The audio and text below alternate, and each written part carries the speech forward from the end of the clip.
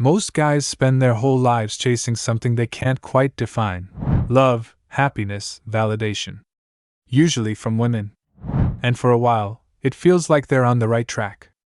They date, they commit, they give everything, and still, they get ghosted, cheated on, or just quietly forgotten.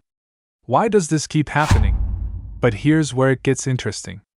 Over 200 years ago, a German philosopher named Arthur Schopenhauer saw through the illusion. He laid bare a truth so uncomfortable, so raw, that most men still reject it today. Not because it's wrong, but because it hits too close to home.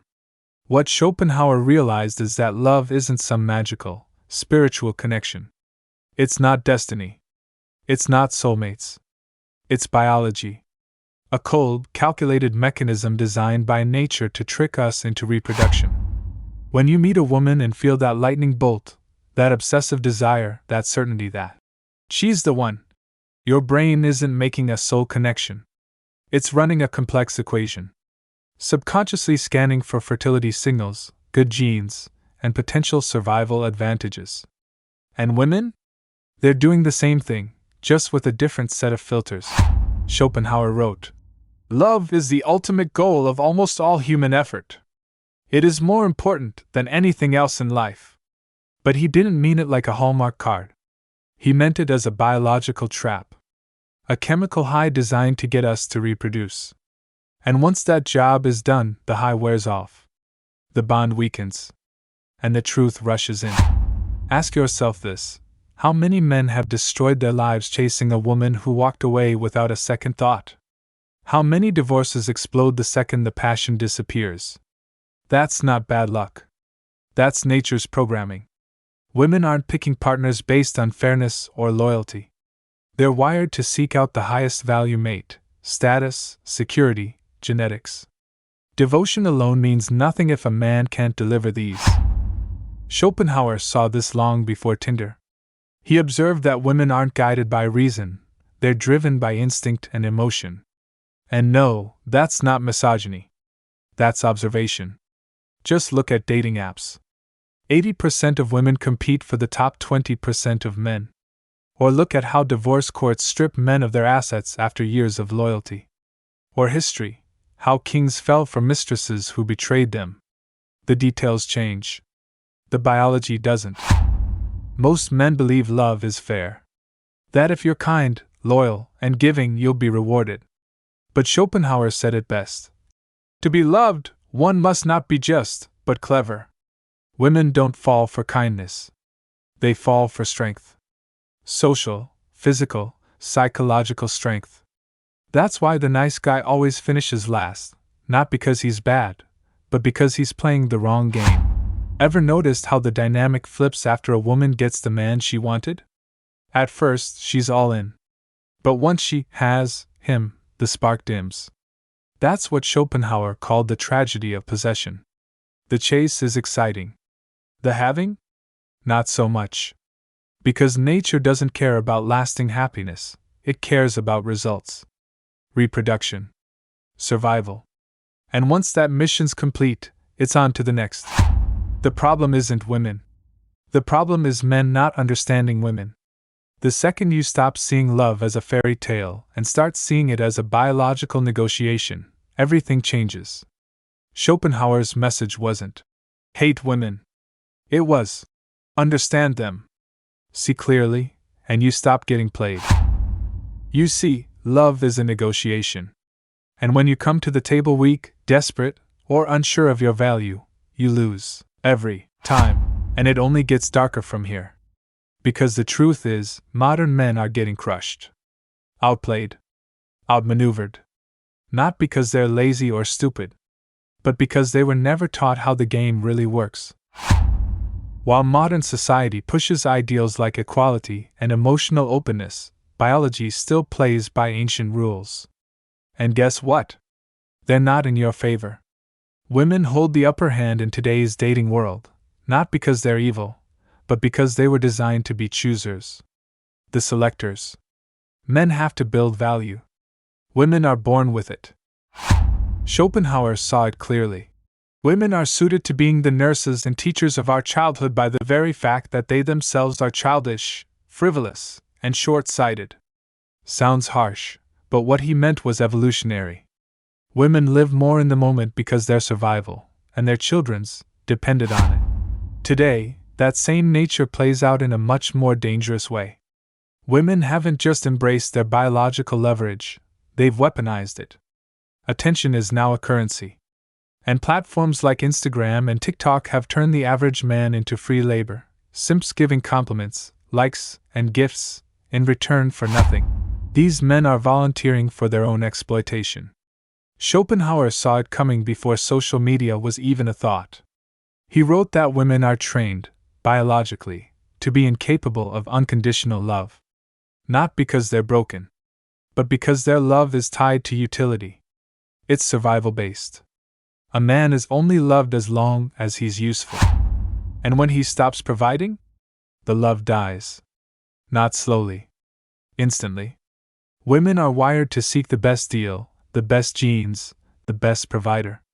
If a man loses his edge, she doesn't feel sympathy. She feels resentment. And today's society encourages her to move on without guilt. But there's a way out. And that's where we'll go in part 2. Because Schopenhauer didn't just diagnose the problem. He gave us the path forward, the way to stop being used and start becoming truly free. Here's where most men miss the point: they keep blaming women. They think women are the enemy. But Schopenhauer didn't teach resentment, he taught recognition. Once you see female nature for what it is, not evil, not angelic, but biological, you stop reacting emotionally. You stop chasing. You start evolving. The real battle isn't between men and women. It's between truth and illusion. The illusion that love is unconditional. That validation is earned through devotion. That if you're just a good guy, you'll get the girl and live happily ever after. It's a lie. A beautiful one, but still a lie. So, what's the truth? Schopenhauer said it plainly. To be happy, we must limit our expectations. That's not defeatism. That's strategy. When you stop expecting love to save you, or women to complete you, or society to reward your efforts, you gain real power. You step out of the emotional casino and start playing a different game. And that new game? It's not about winning women. It's about mastering yourself. Schopenhauer's most brutal insight wasn't about women, it was about you. About how your suffering, your frustration, your confusion all come from lies you told yourself. That you needed her. That without her, you were nothing. You don't need her. You need you. The man you were meant to become. And Schopenhauer didn't just leave us with warnings, he gave us tools. He outlined what true masculine power looks like. It's not control over others. It's control over self. There are 3 pillars. First, economic sovereignty. Schopenhauer once said, "Money is human happiness in the abstract. Not because it buys comfort, but because it buys freedom. The man who controls his income, controls his time. The man who controls his time, controls his destiny. If you're financially dependent, you're emotionally dependent. You're trapped." Second, philosophical depth. Most men sleepwalk through life. They follow the crowd. They repeat slogans. They don't think. But Schopenhauer said, we forfeit 3/4 of ourselves to be like other people. True strength comes from thinking independently. Read. Reflect. Debate. Question everything, especially your own assumptions. Third, physical mastery. Your body is your foundation. Weakness here seeps into every area of your life. Discipline in the gym becomes discipline in business, in relationships, in emotions. When your body is sharp, your mind follows. Confidence isn't built from compliments. It's built from resistance. Now, let's be clear, none of this is about becoming a cold, heartless machine. It's about balance. When you stop chasing women and start becoming a man of value, something strange happens. Women chase you. Not because you begged, but because you built something rare, sovereignty. Here's another hard truth. Modern women have adapted. They understand the leverage they have in the attention economy. Most men? Still playing by 1950s rules. Devotion. Provision. Obedience. But the woman of today isn't looking for a servant. She's looking for a man she can't control. Why are women attracted to emotionally unavailable men? To guys who don't text back, don't validate, don't explain themselves? Because those men aren't reacting. They're centered. They've made themselves the prize. And biology responds to that. Every interaction with a woman is a test, whether she knows it or not. A test of your frame, your self-respect, your boundaries. She cancels plans. Do you beg or walk away? She flirts with other guys. Do you get jealous or stay unmoved? She cries. Do you fold or hold the line? Schopenhauer called this the tyranny of the weak. When someone uses their vulnerability as a weapon. And in modern dating, it's everywhere. The sad look. The silent treatment. The fake tears. These aren't always conscious. But they are tactics. And the man who falls for them gives up his power. But once you see it, you can't unsee it. And that's where freedom begins. The chains were never physical. They were emotional. Mental. Invisible. The man who breaks them doesn't hate women. He simply stops being hypnotized by them. He stops placing them above his mission. Because here's the final twist. Women respect the man they can't move. The man who doesn't need them but still chooses them. The man who remains firm when others fold. Who doesn't flinch at tests. That man is rare. That man is power. And once you become that man, everything changes. The women you used to chase now chase you. The rejection that once crushed you becomes irrelevant.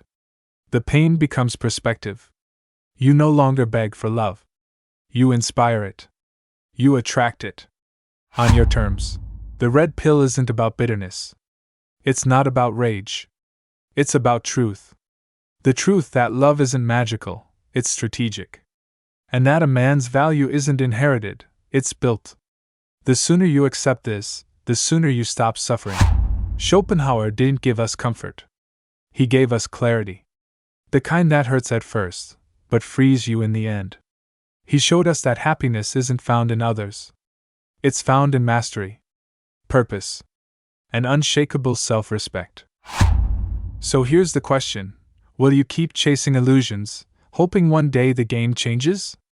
Or will you change the player? This is your invitation. To stop reacting. To stop blaming. And to start becoming. Not for her. Not for them. But for you.